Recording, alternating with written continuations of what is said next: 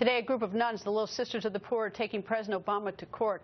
It's about the Obamacare contraception mandate. And join us, Daniel Blomberg, the lawyer for Little Sisters of the Poor. Nice to see you, Daniel. Greta, good to see you, too. Yeah.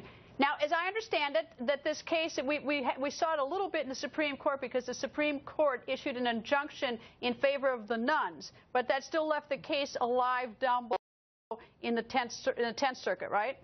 Or the 11th? That's right. Which circuit? The 10th Circuit, that's right. The Supreme Court protected the Little Sisters from being forced by the federal government to violate their faith on paying of millions of dollars in fines at really the 11th hour last year, just before the new year rolled in. And so, but they've only been protected temporarily. And so we have to wait until the end of this case, and that's what we were in before the 10th Circuit Court of Appeals today to protect the Little Sisters from those fines coming back.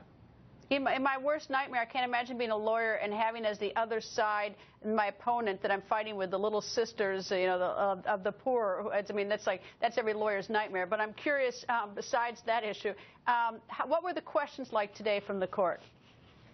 You know, the court displayed a real grasp of the situation.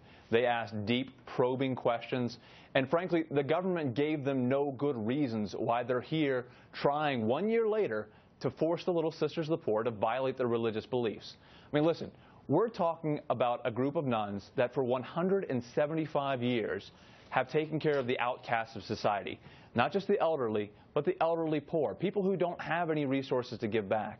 They take care of them because of their faith, and so they can't violate their faith as a part of doing their ministry. But that's exactly what the federal government's telling them they have to do. They have to violate their faith just to continue the service that they've been doing for 175 years. And federal courts nationwide have been saying no. The Supreme Court, in sort of a related case or a similar case, a Christian organization, Hobby Lobby, or Christian business, said that they don't have to provide contraception that they believe would be abortion.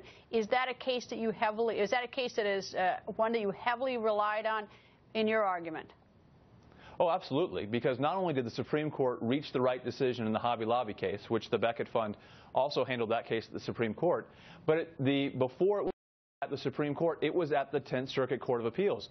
And the 10th Circuit got to exactly the right result. They said, listen, the government doesn't get to tell you what your religious beliefs are. They don't get to make them up. And they don't get to tell you which religious beliefs count and which ones don't.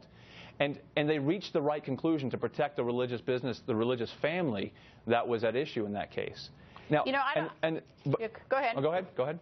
Well, I'll let you go. The issue is really has been sharpened now because we're talking about the Little Sisters of the Poor. And if the federal government can say to the Little Sisters of the Poor, we get to redefine your beliefs and we get to tell you what beliefs are okay and what aren't, well, then they can do that to any of us. So anyone who cares about religious liberty should care about this case.